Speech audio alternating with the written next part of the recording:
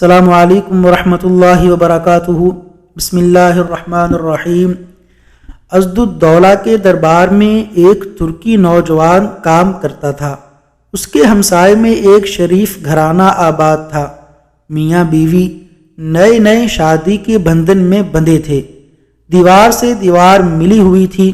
اتفاق کی بات، دیوار سے ایک اینٹ گر پڑی یا اس ترکی نوجوان نے قصدن نکال لی، بہرحال دیوار میں سوراخ ہو گیا۔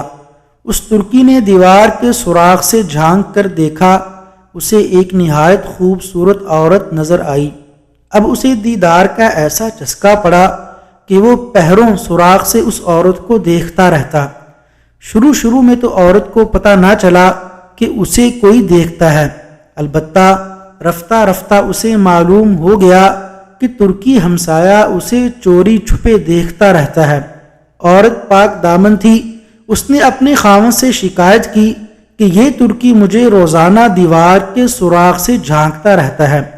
اس مکان میں میرے سوا اور کوئی نہیں ہے، اس لیے لوگوں کو شک گزرے گا کہ میری اس سے شناسائی ہے اور میں اس سے باتیں کرتی ہوں گی۔ سمجھ میں نہیں آتا کہ اس سے چھٹکارے کے لیے کیا کروں۔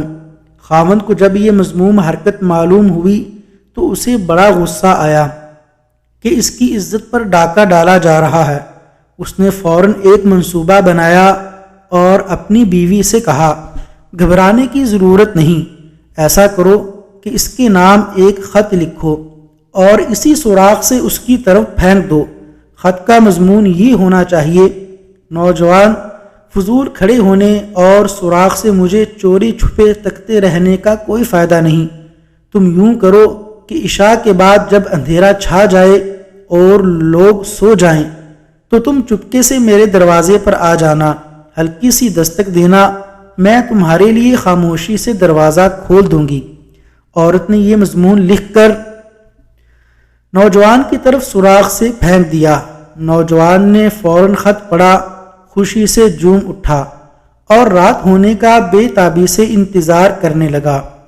ادھر خاتون کے شوہر نے گھر کے دروازے کے پیچھے گہرا گڑھا کھودا اور عشاء کے وقت ترکی نوجوان کی گھات میں بیٹھ گیا۔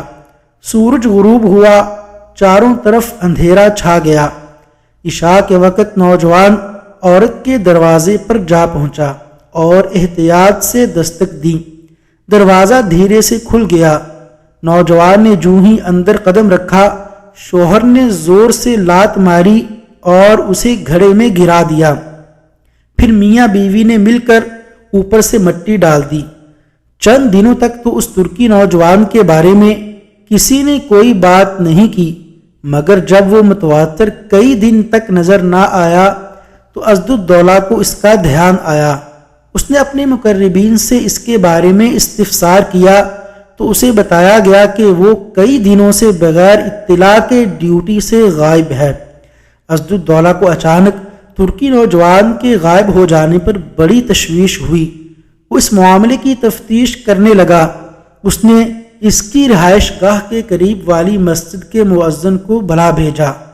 مؤذن کو سرکاری دربار سے بلاوا آیا تو یہ خبر آنے واحد میں پورے محلے میں پھیل گئی کہ مؤذن کو خلیفہ نے طلب کیا ہے۔ مؤذن حاضر خدمت ہوا۔ بظاہر اسدالدولہ مؤذن سے سختی سے پیش آیا، تاہم اپنی جیب سے 100 دینار نکالے اور کہنے لگا، یہ 100 دینار لو اور تمہیں جو حکم دوں اس کی تعمیل کرو۔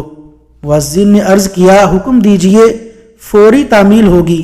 اسدالدولہ نے حکم دیا کہ جب تم واپس جاؤ تو عشاء کی اذان دے کر مسجد میں بیٹھ جانا۔ سب سے پہلے جو شخص آئے اور میری نسبت پوچھے کہ میں نے تمہیں کیوں طلب کیا تھا تو صبح اس کے بارے میں آ کر مطلع کرنا۔ مؤذن واپس آیا اور اسدالدولہ کے حکم کے مطابق اذان دے کر مسجد میں بیٹھ گیا۔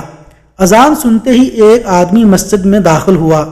یہ وہی آدمی تھا جس کی بیوی پر ترکی نوجوان بری نگاہ رکھے ہوئے تھا اور جسے اس نے اپنے دروازے کے پاس گھڑے میں دفن کر دیا تھا۔ مسجد میں داخل ہوتے ہی اس نے مؤذن سے پوچھا، میرا دل تمہاری ہی طرف لگا ہوا تھا، بتاؤ خلیفہ نے تمہیں کیوں بلوایا اور وہ تم سے کیا معلوم کرنا چاہتا تھا؟ مؤذن نے بتایا، کوئی خاص بات نہیں، اسدالدولہ نے مجھ سے اچھی ہی بات کی ہے۔ صبح ہوتے ہی مؤذن مسجد سے نکلا اور اسدالدولہ کی خدمت میں حاضر ہو کر اس آدمی کے بارے میں اطلاع دی۔ اسدالدولہ نے فوراً اس آدمی کو بلا بھیجا۔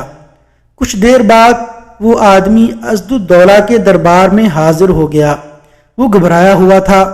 اسدالدولہ نے اسے دیکھتے ہی پوچھا، ترکی نوجوان کا قصہ کیا ہے؟ وہ بولا، حضور آپ نے اس ترکی نوجوان کے بارے میں پوچھ ہی لیا ہے تو میں آپ کو بالکل سچ بتلاتا ہوں۔